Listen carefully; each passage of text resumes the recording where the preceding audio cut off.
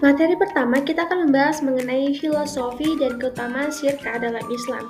Jadi konsep syirka atau kemitraan usaha dalam Islam ini itu berakar dari nilai ukhuwah atau persaudaraan serta ta'awun yaitu saling tolong-menolong. Seperti yang disebutkan dalam Al-Quran Surat Al-Maidah ayat 2 yang berbunyi dan tolong-menolonglah kamu dalam kebijakan dan takwa dan jangan tolong-menolonglah dalam dosa ataupun permusuhan. Nah, di sini tuh ada jenis-jenis syirka. Jadi, jenis syirka yang pertama itu ada kemitraan modal, yaitu kerjasama di mana dua pihak atau lebih itu menyertakan modalnya, dan modalnya ini bisa sama ataupun bisa berbeda jumlahnya. Jenis yang kedua yaitu ada kemitraan kerja atau keahlian. Jadi di sini tuh jenis ini itu berbasis tenaga dan keterampilan, bukan modal uangnya.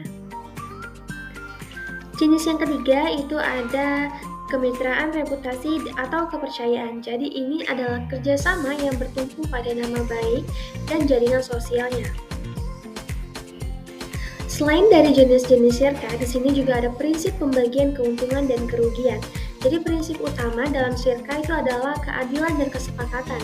Untuk keuntungannya, itu pembagiannya boleh berdasarkan kesepakatan bersama, misalnya 60% untuk satu pihak dan 40%-nya untuk pihak lain meskipun modalnya itu berbeda. Sementara di sini untuk kerugiannya itu aturannya wajib proporsional sesuai dengan modal. Jadi jika seseorang itu menanamkan 70% modal, maka ia akan menanggung 70% kerugian. Prinsip ini disebut dengan keuntungan sebanding dengan kerugian. Di sini juga ada prinsip keuangan syirka modern. Yang pertama itu ada murabahah, yaitu kerjasama antara pemilik modal dan pengelola usaha. Yang kedua itu ada musyarakah, yaitu patungan modal antara dua pihak. Dan yang ketiga itu ada koperasi syariah, di mana anggota berbagi hasil sesuai dengan kontribusi modalnya. Di sini juga ada prinsip keuangan syirka modern dalam bisnis modern. Yang pertama itu ada kerjasama antara antar perusahaan, baik itu ada maupun internasional dan modal dan resikonya juga dibagi secara adil. Koperasi syariah di mana anggota berbagi hasil sesuai dengan kontribusi modalnya. Syirka dalam Yang kedua itu ada startup digital, yaitu banyak startup dibangun dengan prinsip syirka al-abdan, yaitu kolaborasi keahlian para pendiri tanpa modal besar. Yang ketiga itu ada koperasi syariah dan UMKM. Jadi di sini koperasi syariah dan UMKM itu mendorong ekonomi rakyat dengan sistem bagi hasil yang adil. Yang keempat itu ada lembaga keuangan syariah seperti bank syariah yang menggunakan akad musyarakah atau mudharabah. Yang kelima itu ada bisnis berbasis reputasi. Jadi seperti kolaborasi influencer dengan brand yang berbagi hasil penjualannya.